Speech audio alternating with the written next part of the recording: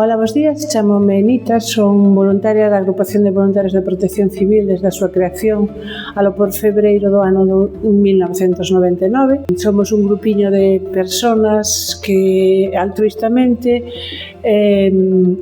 utilizamos o noso tempo libre en axudar un pouquiño aos demais, tanto en eventos deportivos como algún tipo de actividade. Tamén nos toca accidentes de coche, hasta para ir buscar un can cando queda suelto por aí que alguén o ve e non sabe de quen é. Foi o incendio forestal que houbo en Celeiro de Mariñaos, porque primeiro chámame ao 112 dicindo que había dúas brigadas que habían